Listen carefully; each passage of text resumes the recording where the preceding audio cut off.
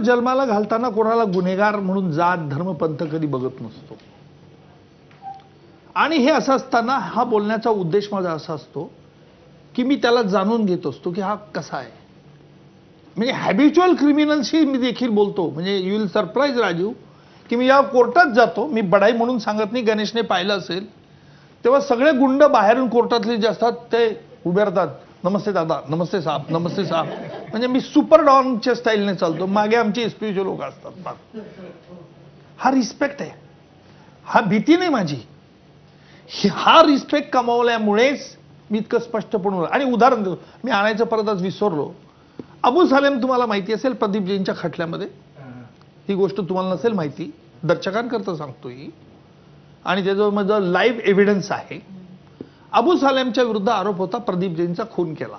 याच भागातला कोणीतरी प्रदीप जैन होता, बिल्डर, काहीतरी जागेवरून अनिस इब्राहिमने सांगितलं. आणि पूर्वी आपल्याला माहिती असेल की बॉलिवूडचे शोज दुबईला व्हायचे. त्याचं लग्न, त्याचं सूत एका हिंदी अभिनेत्रीशी जमलं. कोणाचं? अबू सालेमचं.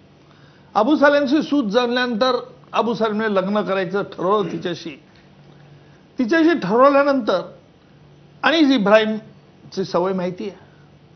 हे अबू सालेमच्या लक्षात आल्यानंतर अबू सालेम आणि ती दोघी तिथून पळाले, पोर्तुगालमध्ये पळून गेले. खोट्या नावाने, वेगळ्या नावाने रावलं. ही घटना. प्रदीप जैनचा खटला सुरू झाला. अबू सालेमला पोर्तुगालची एक्स्ट्रॅडिशन असल्यामुळे त्याला आणण्यात आलं.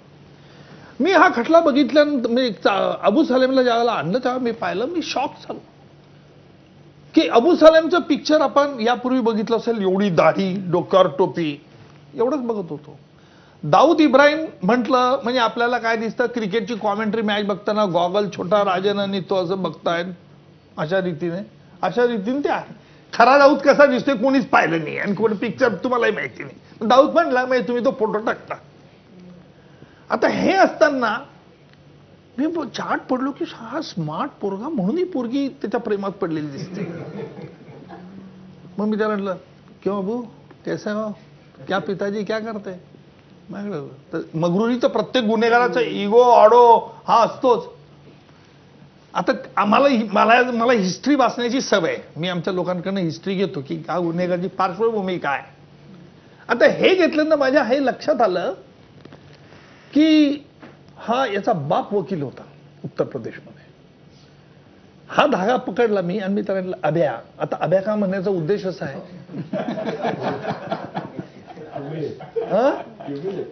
नाही ह्युमिलेट नाही की मी तुझा बाप आहे, तू मानत आहे. तू असं आहे, गुन्हेगाराशी बोलताना गुन्हेगाराला मी घाबरतोय हे जर तुम्ही दाखवलं, म्हणजे मी काही त्याचा फार शूरवीर आहे ना असं काही नाहीये, पण तुमच्या तोंडात जी वाप आहे ना ती जिभेने कसं कंट्रोल मॉड्युलेट करता येतं हे महत्वाचं असतं. म्हणलं, अभ्या तेरे पिताजी तो वकील थे, तू क्या था ये धंदे में बढ़ गया. म्हणलं मग काही दिवसांनी हे बोलणं असं करत असताना मी एक प्रश्न त्याला टाकला, अभ्या एक बात सच में बताओ. दोस्ती आमची झाली. आता मी बोलतो दोस्ती झाली. अभ्या सच में बताओ, क्या इसने सचमुच तुझसे शादी की क्या. तो असे डोळे हे केले त्याने. बारीक डोळे आहेत, फार मोठे डोळे नाही आहेत, माझे त्यापेक्षा मोठे डोळे असतात. त्याला, अभ्या सचमुच बता, क्या शादी की क्या. तर अभ्या म्हणतो की आपको निकालनामा दिखा दूं क्या.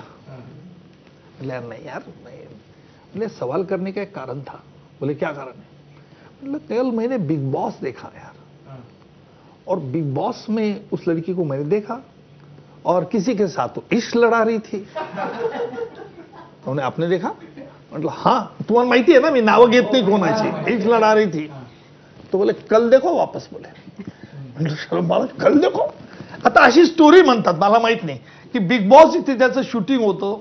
ते फार लोणावळ्याला बंद, कोणाला ऍक्सेस नाही, कोणी जाऊ शकत नाही, ट्रान्समिट करू शकत नाही. आणि दुसऱ्या दिवशी राजीवजी यू विल सरप्राईज की काही नाही, ती मुलगी अंतर ठेवून त्या मालापासून ज्याच्यावर लगट चालली होती त्याच्यावर अंतर ठेवून होती. हे घडलंय, मी बघितलंय. आता हे घडल्यानंतर ही आमची दोस्ती वाढली. क्या अभ्या कैसा लगता है, तू बॉडी बिडी तूने कैसे अच्छी बनाई रे, क्या प्रोटीन बिडी लेता. नहीं साहब, प्रोटीन कोण जेल में देता है असं.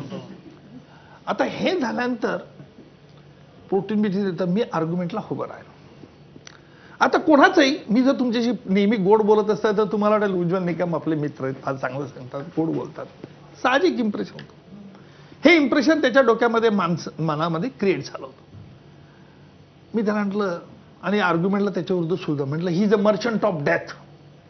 म्हटलं हा मृत्यूचा व्यापारी आहे, याने असा मर्डर केला, याची ही हिस्ट्री ती हिस्ट्री. त्याला इंग्लिश समजतं. आम्ही हळूच मागे बघितलं. आर्ग्युमेंट अर्धा पाऊण तास, लाल चेहरा त्याचा, डोळे असे ते छोटे पिटुकले डोळे मोठे करून बघत होता. हे सर्व बघितल्यानंतर पण मी त्याला एक नेहमी सांगत असते, अभ्या ये देख मैं तुझे सजा करवा के रहूंगा, ये बात ध्यान में रख. त्याला नाही तर मी गंमतच फेकतोय. आता हे बोलत असताना मी मध्ये एक परत टाकायचो, मैं तुझे सजा तो करूंगा ना, तूने जो गंदा काम किया ना उसको तो सजा दो होगी. तूने प्रदीप जैन को मार डाला यार, बेचारे को क्यों मारा यार, वो इतना डर गया था, तेरे को जगह दे रहा था. उस दिन उसकी बीबी के साथ खाना खा रहा था. त्याच्या 2 मुली, एक लंडनला एक कुठेतरी अमेरिकेत, त्याची बायको एकटी जाते इथे. त्या बिचाऱ्यांना फार बरं वाटलं. आता मग हे बोलल्यानंतर हे सगळं आर्ग्युमेंट करत असताना त्याचा चेहरा लाल झाला. मग सगळं आर्ग्युमेंट झालं. मी त्याला विचारलं केव्हा बया मेरी दलील कैसी लगी. बोलला नाही, तू मान फिरून घेतलं. म्हणजे चिडलाय पोरगा. ही झालेली घटना. आणि पुढच्या तुम्हाला ते प्रूफही मी दाखवेन. मग म्हटलं देखा बया मेरा वो फर्स्ट था, मैंने तो किया. त्याला लाइफ इम्प्रिजनमेंट आजीवन कारावास शिक्षा झाली जन्मठेपेची. मैंने फर्ज किया. पर एक बात बोलता, अभी तू जेल में अच्छे रहेगा, मेरा पूरा ध्यान तेरे पर रहेगा. मैं पूछूंगा बाकी के लोगों को तू कैसे कर रहा है, क्या कर रहा है. एक शारीरिक कसरत जो बॉडी बिल्डिंग बनाया ना तूने, वो छोड़ना नहीं, डेली एक्सरसाइज करते रहो. हा शहाणपणा मी त्याला शिकवत होतो. तो असा बघायचा माझ्याकडे, काही बोलला नाही. He did not reply. तुम्हाला सरप्राईज विल सरप्राईज. काही वर्ष म्हणजे आता 2 वर्ष झाले या घटनेला. त्यावेळेला माझी तब्येत आजारी होतो मी. कोविडच्या अगोदरची गोष्ट आहे. मी 8-10 दिवस कोर्टात आलो नाही. आता कोर्टात मी आलो नाही तर ते कोर्टात मी ऍप्लिकेशन पाठवलं की I am not keeping well sick since last date. आता मी ह्या मुंबईच्या कोर्टात एका आरोपीच्या विरुद्ध आणखी केस चालवत होतो. तो आरोपी खूप हुशार, वकिलापेक्षा हुशार.